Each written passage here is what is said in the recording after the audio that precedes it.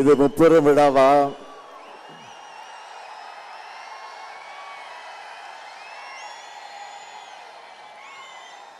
விரைவில் நாம் சந்திக்க இருக்கக்கூடிய வெற்றி விழாவா?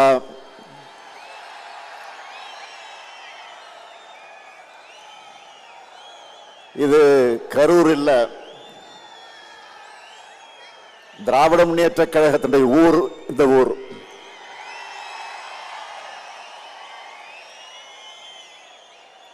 இது கரூர் இல்ல, திராவிட முன்னேற்ற கழக ஊர். இந்த ஊர்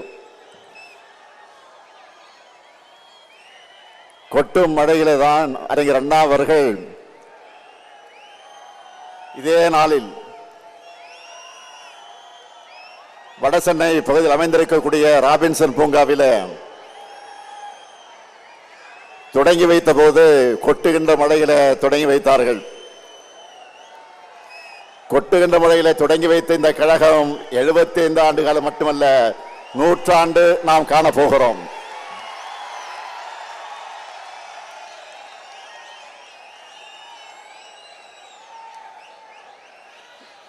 உங்ககிட்ட பேசுறதை விட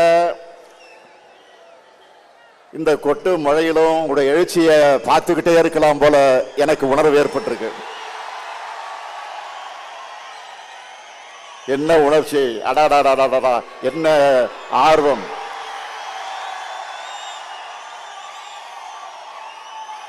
என் உயிரோடு கலந்திருக்கக்கூடிய முத்தமிழங்க தலைவர் கலைஞர் அவர்களின் உடன்பிறப்புகளே, உங்களுக்கு என்னுடைய முதல் வணக்கம்.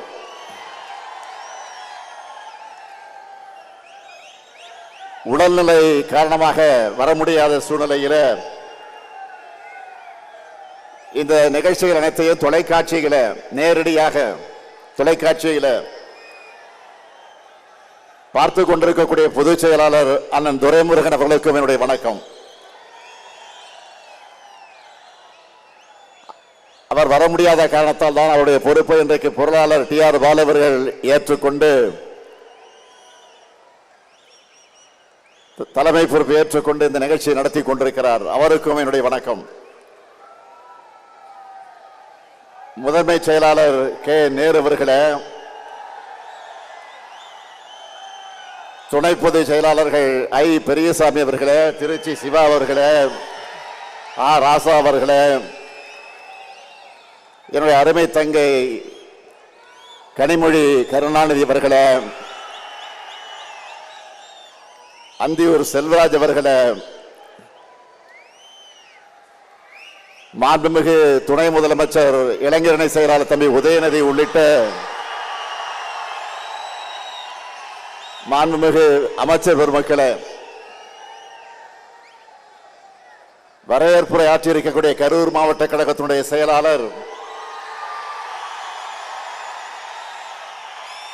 என்னுடைய இனிய சகோதரர், அருமை சகோதரர், பாசமிகு சகோதரர், ஆற்றல் மிகு சகோதரர், செயல் வீரர் செந்தில் பாலாஜி அவர்களே, மாவட்ட கழக ஆற்றல் மிக்க மாவட்ட கழகத்தினுடைய செயலாளர்களே, நாடாளுமன்ற சட்டமன்ற முன்னாள் இந்நாள் உறுப்பினர்களே, உள்ளாட்சி அமைப்புகளை சார்ந்த பிரதிநிதிகளே, அமைப்பு செயலாளர் RS பாரதி அவர்களே, செய்தி தொடர்பு தலைவர் TKS இளங்கோவன் உள்ளிட்ட தலைமை கழக நிர்வாகிகளே, பல்வேறு விருதுகளை பெற்றிருக்கக்கூடிய விருதாளர்களே, பல்வேறு அணிகளின் செயலாளர்களே, பொறுப்பாளர்களே, உங்கள் அனைவருக்கும் என்னுடைய அன்பான வணக்கம். இந்த ஆண்டு முப்பெரும் விழாவை கரூரில் நடத்த வேண்டும் என்று அனுமதி கேட்டு அருமை சகோதரர் செந்தில் பாலாஜி அவர்கள் என்னிடம் வந்தார்.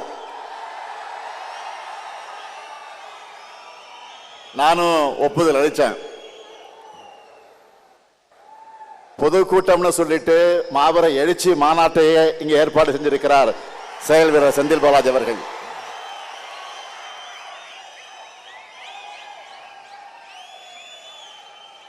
நாம கோடு போட சொன்னா ரோடு போடுவாரு. நீங்களாம் பார்த்திருப்பீங்க. ரோடு போட்டு அந்த ரோடு மேலதான் நான் வாகனத்தில் வந்தேன்.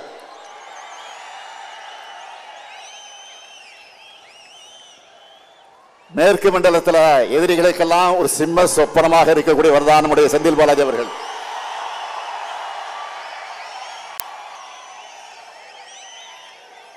அதனாலதான் அவர் வெளியில இருந்தா தங்களால் நிம்மதியா தூங்க முடியாதுன்னு அவரை முடக்க பார்த்தாங்க. ஆனா அவரை முடக்க முடியுமா? எடுத்த பணியை வெற்றிகரமா முடிச்சு காட்டுவார். நான் உறுதியா சொல்றேன், கழக வரலாற்றிலே இப்படி ஒரு பிரம்மாண்டமான முப்பெரு விழா நடந்திருக்காது.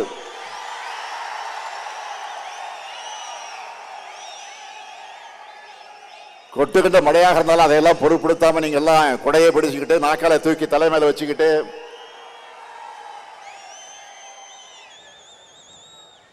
இந்த நிகழ்ச்சியை நடத்திக்கிட்டு இருக்கீங்களே, அது ஒன்றே சாட்சி.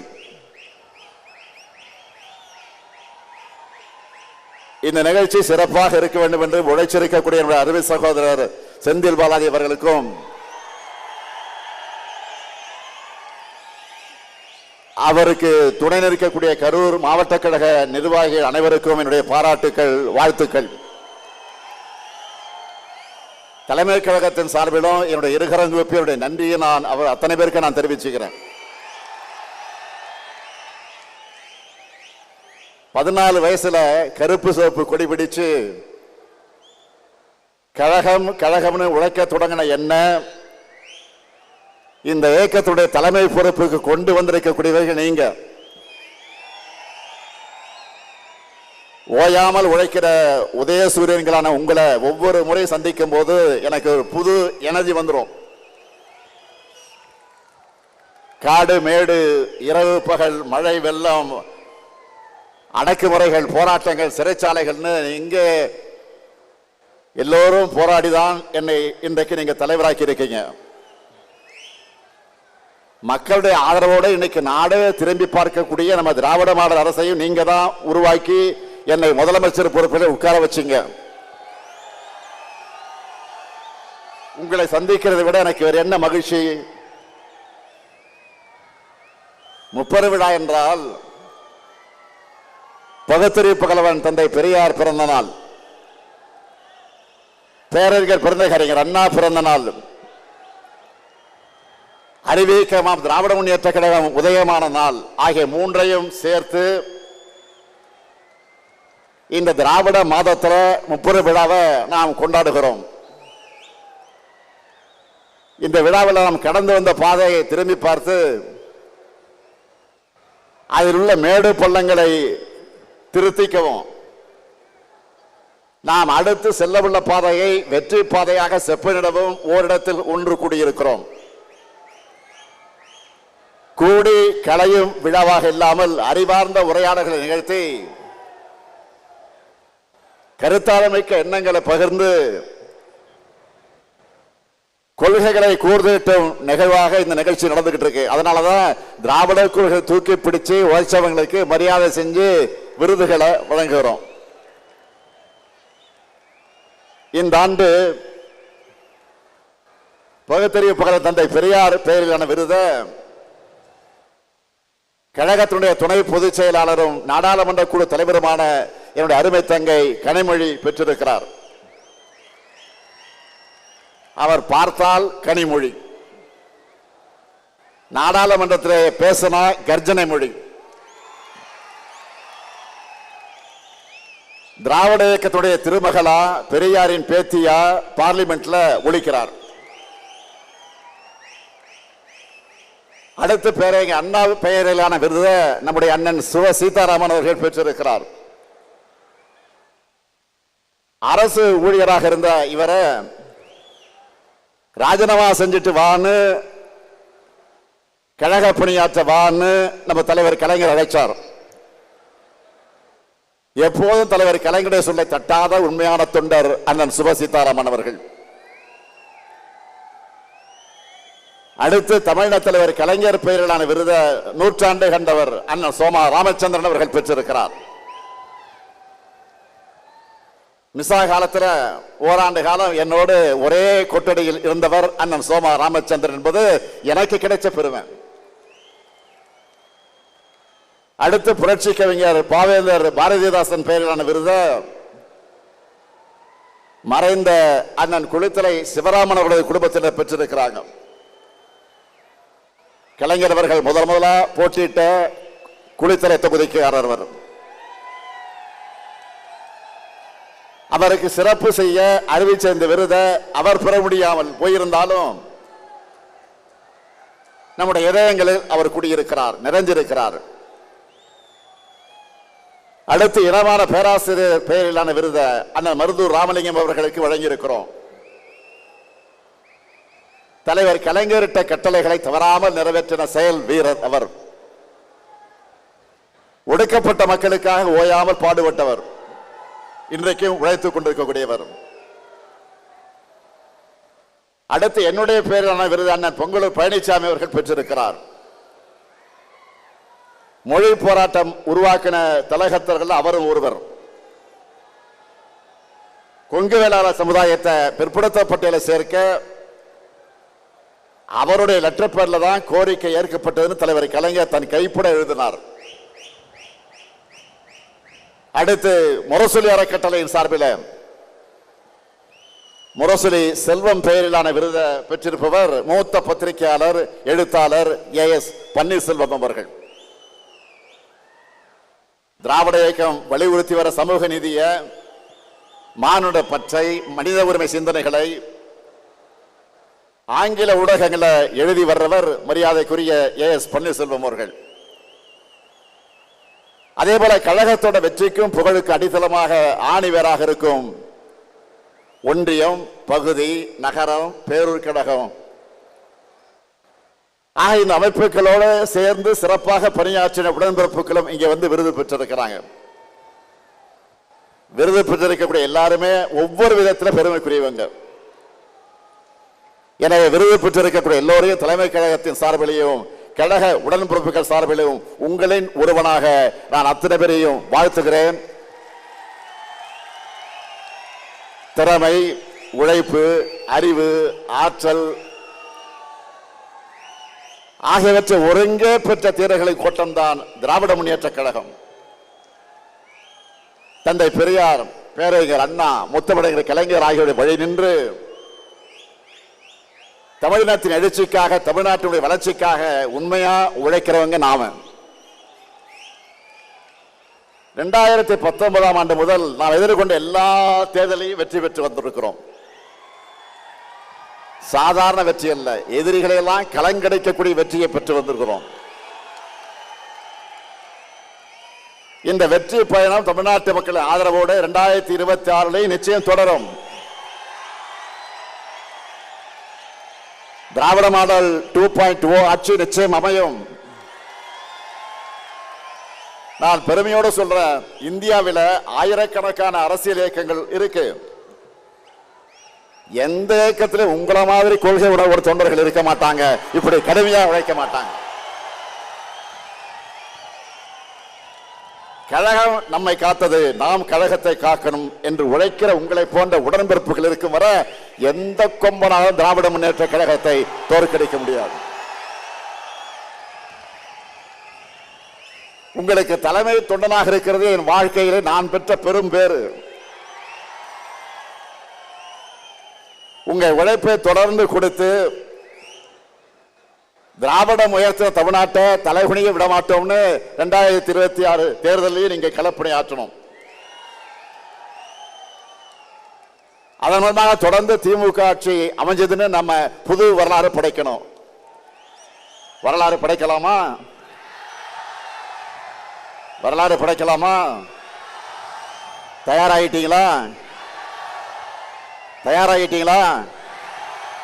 அதுக்காகத்தான் ஓரணியில் தமிழ்நாடுன்னு ஒரு பரப்புரையை முன்னெடுத்து தமிழ்நாடு முழுக்க எல்லா கிராமங்களுக்கும் சென்று, எல்லா வீடுகளுக்கும் சென்று 1 கோடிக்கும் அதிகமான குடும்பங்களை நம்ம இயக்கத்தில் ஒன்றிணைச்சிருக்கிறோம். 1 கோடி குடும்பங்கள் நம்ம நம்பி இணைந்திருக்காங்க என்றால் அந்த நம்பிக்கைக்கு என்ன காரணம்? தமிழ்நாட்டை காக்கும் காவல் அரண் திராவிட முன்னேற்ற கழகம் மட்டும்தான். அதுக்கு துணையாக இருப்போம்னு அவங்களுக்கும் இன்றைக்கு ஒருங்கிணைந்திருக்கிறாங்க. தமிழ்நாட்டுடைய வளர்ச்சிக்கு இடையூறு செய்கிறது எந்த கொள்கைன்னு மக்களுக்கு நல்லா தெரியும்.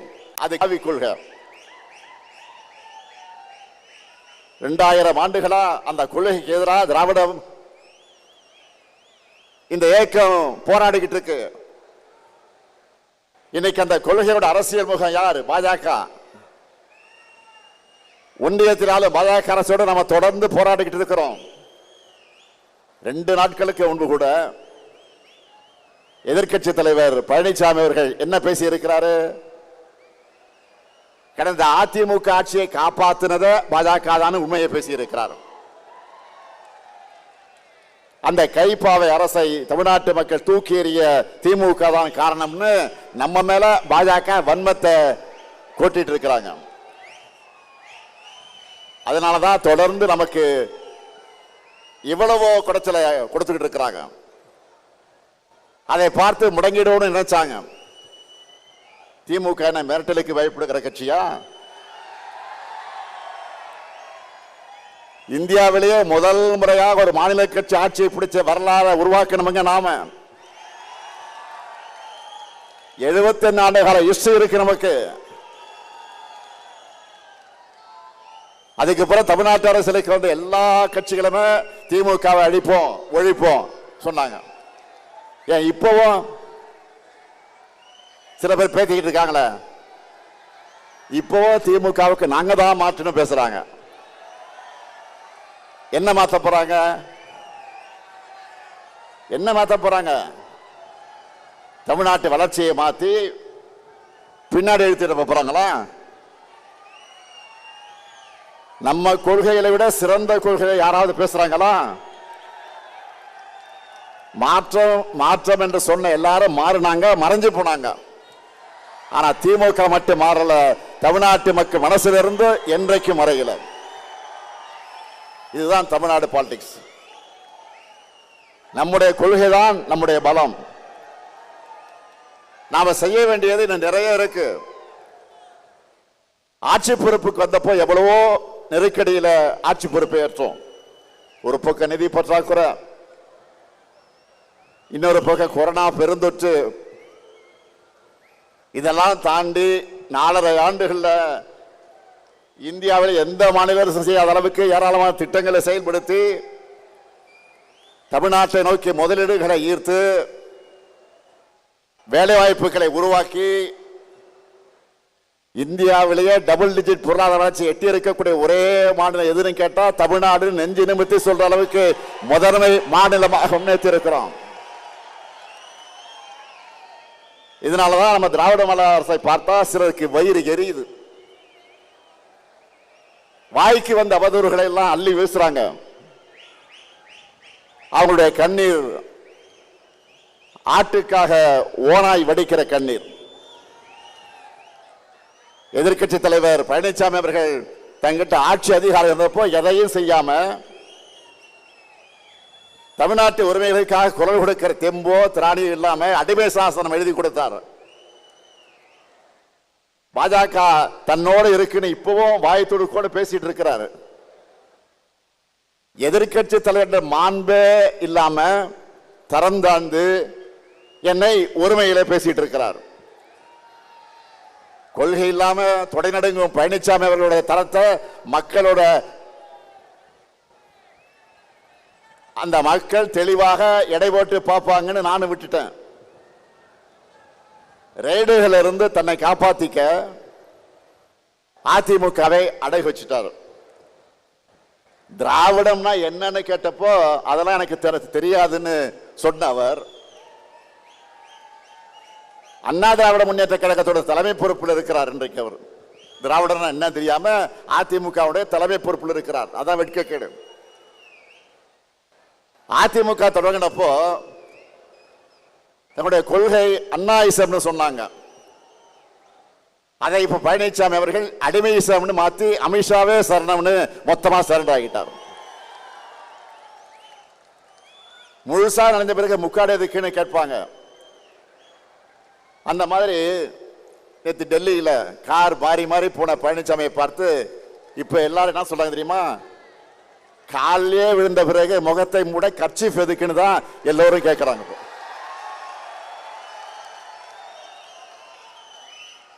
இதுல அவருடைய திறந்தாழ்ந்த பேச்சுக்கெல்லாம் நான் பதில் சொல்லணுமா? தேவையில்லைதான். ஆனா மக்களாட்சியில மக்களுக்கு மதிப்பளிச்சு பதிலளிக்க வேண்டிய பொறுப்பு கடமையும் நமக்கு இருக்கு. அதை வெறும் சொல்லால அல்ல, செயல்களாலும் திட்டங்களாலும் பதில் சொல்லிட்டு இருக்கிறோம். கலைஞர் மகளிர் உரிமை திட்டம், விடியல் பயண திட்டம், காலை உணவு திட்டம், புதுமை பெண் திட்டம், தமிழ் புதல்வன் திட்டம், நான் முதல்வன் திட்டம், மக்களை தேடி மருத்துவம், இன்னுயிர் காப்போம், நம்மை காக்க 48,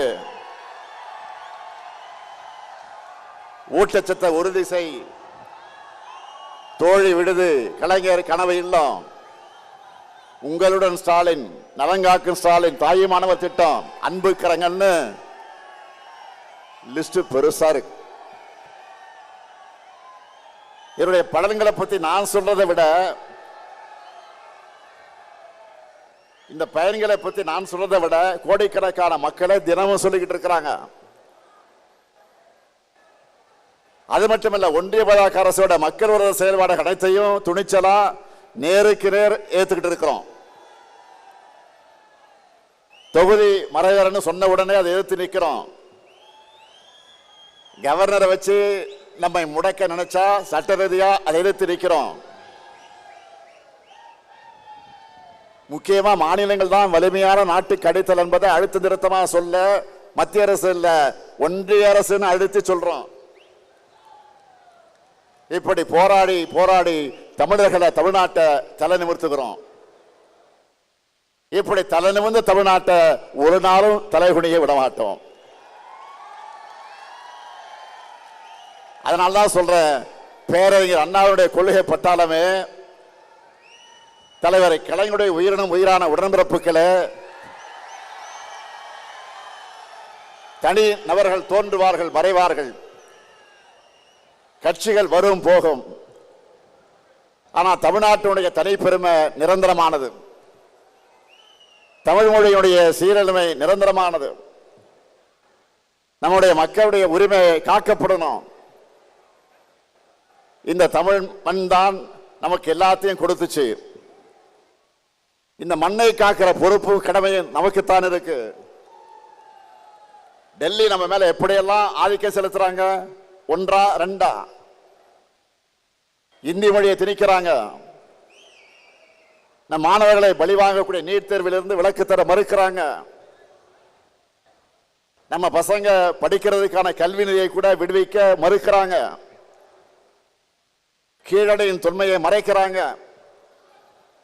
வாக்காளர் பட்டியல் திருத்தம் என்ற பெயர்ல நம்மோட வாக்குரிமையை பறிக்கிறாங்க. ஆனால் அன்னாலும் சரி இன்னாலும் சரி என்னாலுமே அடக்கு முறைக்கு இங்கே நோ என்ட்ரி தான். ஆதிக்கத்துக்கு இங்கே நோ என்ட்ரி தான், திணிப்புக்கு இங்கே நோ என்ட்ரி தான், மொத்தத்தில் இங்க பாஜகவுக்கு நோ என்ட்ரி தான். இது பெரியார், அண்ணா, கலைஞர் செதுக்கின தமிழ்நாடு. 3 முறை ஒன்றியத்தை தொடர்ந்து ஆட்சி அமைச்சோம். தமிழ்நாட்டில் மட்டும் உங்களுடைய மோடி பஸ்தான் மேல பலிக்கலையே. இன்னுமா எங்களை பத்தி உங்களுக்கு தெரியல? இங்க இருக்கவங்களுக்கு மட்டும் இல்ல, இந்த 30 விழாவை டிவியில சோசியல் மீடியால பார்த்துக்கிட்டு இருக்கக்கூடிய ஒவ்வொருத்தருக்கும், குறிப்பா இளைஞர்களுக்கு சொல்றேன், தலைமுறை தலைமுறையா நாம போராடி எத்தனையோ பேர் உயிர் தியாகம் செஞ்சு பெற்று தந்த உரிமைகள் எல்லாம் நம் முன்னாடியே பறிபோக அனுமதிக்கலாமா? பாஜகவை போய் நாம தடுத்து நிறுத்தலனா அடுத்த மாநிலங்களே இருக்கக்கூடாது என்பதை நோக்கித்தான் நகருவாங்க. ஏற்கனவே காஷ்மீர் அதுல ட்ரையலை பார்த்துட்டாங்க. எப்படி இந்தி மட்டுமே ஆட்சி மொழின்னு ஒரு நிலை உருவானப்போ தமிழ்நாடு போராடி மொழி போர் நடத்தி ஒட்டுமொத்த இந்தியாவை காப்பாத்திச்சோ, அதே மாதிரி இப்போ ஒரு உரிமை போரை நடத்தி நாட்டை காப்பாற்ற வேண்டிய வரலாற்று கடமை நமக்கு இருக்கு. நாம் இதை செய்யலன்னா நம்ம குழந்தைகளுடைய எதிர்காலம் என்ன? இதுக்கு போராடவில்லை என்று சொன்னால் எதற்கு போராடுவது? இதுதான் முக்கியம். இந்த போராட்டத்தில் முன்கள வீரனா உங்க கூட 23 வயசுல எமர்ஜென்சி எடுத்து ஜெயிலுக்கு போன இந்த முத்துவேல் கருணாநிதி ஸ்டாலின் இருக்க. இந்த மேடையில் என்று உறுதியோடு சொல்றேன், நம்ம தாய்மார்கள், சகோதரிகள், உழவர்கள், இளைஞர்கள், உழைப்பாளர்கள் எல்லோரும் நல்லெண்ணெயும் காக்க தொடர்ந்து உழைப்பேன். தமிழ்நாட்டுடைய ஒவ்வொரு குடும்பத்துக்கும் ஒவ்வொரு மாவட்டத்துக்கு தேவையானதை தொடர்ந்து பார்த்து செஞ்சு கொடுப்பேன். நமக்கு துணையா பெரியார், அண்ணா, கலைஞர் அவர்கள் விதத்தை உணர்வு நம்மிடத்தில் இருக்கு. 8 கோடி தமிழ் மக்களோட ஆற்றலும் ஆதரவும் நமக்கு பக்கபலமாக இருக்கு. இதே உறுதியோடு போராடுவோம். இப்ப நாம முன்னெடுக்கிற போராட்டம் ஒரு கட்சிக்கான போராட்டமோ, முதலமைச்சர் பொறுப்புக்கான போராட்டமோ, ஆட்சி அதிகாரத்திற்கான போராட்டமோ இல்லை. தமிழ்நாட்டு மக்களுக்கான போராட்டம், தமிழ்நாட்டுக்கான போராட்டம். இதுக்கு தமிழ்நாடு முழுக்க ஓரணையில் திரளணும். இந்த கரூர் மண்ணில் நின்று தந்தை பெரியார் பிறந்த நாளில் உறக்க சொல்வோம், தமிழ்நாட்டை தலைகுனிய விடமாட்டேன். டெல்லிக்கு கேட்கிற மாதிரி எல்லாரும் சேர்ந்து சொல்லணும், தமிழ்நாட்டை தலைகுனிய விடமாட்டேன், தமிழ்நாட்டை தலைகுனிய விடமாட்டேன், தமிழ்நாட்டை தலைகுனிய விடமாட்டேன். தமிழ்நாடு போராடும், தமிழ்நாடு வெல்லும், தமிழ்நாடு போராடும், தமிழ்நாடு வெல்லும். விடைபெறுவதற்கு முன்னாடி உங்கள் அத்தனை பேருக்கு ஒரு அன்பான வேண்டுகோள். பல்வேறு பகுதிகளிலிருந்து வந்திருக்கீங்க. உடன்பிறப்புக்கு எல்லோரும் ஊருக்கு திரும்புகிற நேரத்தில் பத்திரமாக நீங்கள் வீட்டுக்கு திரும்பணும். அதிக பயணங்கள் வேண்டாம், பத்திரமாக வீட்டுக்கு போங்க. நன்றி, நன்றி, வணக்கம்.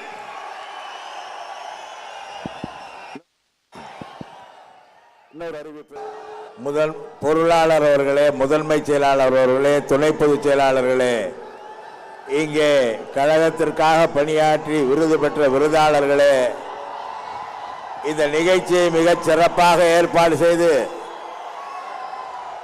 இங்கே நடத்தி கொண்டிருக்கின்ற மாவட்ட கழக செயலாளர் அருமை சகோதரர் செந்தில் பாலாஜி அவர்களே, எங்களுடைய முன்னோடிகள் விருது பெறுகிறார்கள்.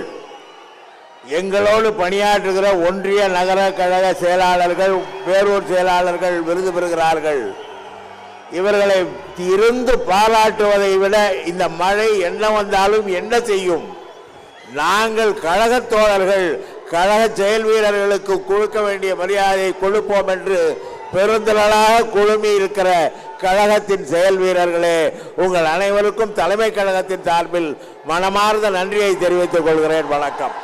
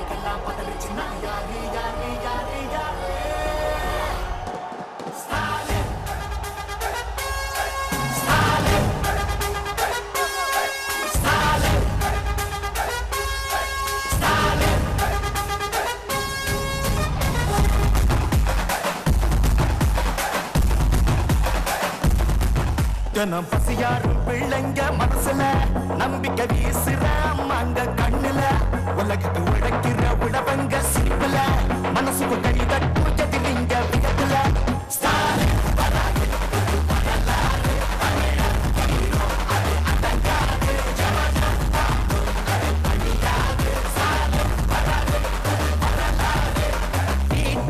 ஆயிரம் திட்டத்தில தமிழ்நாடே அடுத்த கட்டத்தில நமக்கு நிகராது படைச்சோம் வரலாறு ஓஹோ நமக்கு நிகராது படைச்சோம் வரலாறு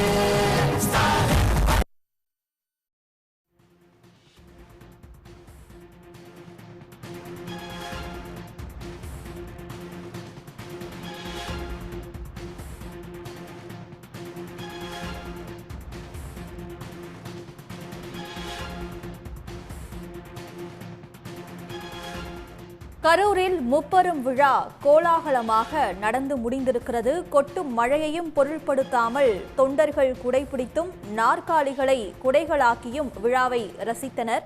உடனுக்குடன் செய்திகளை தெரிந்து கொள்ள சன் நியூஸ் பெல் ஐகானை கிளிக் பண்ணுங்க.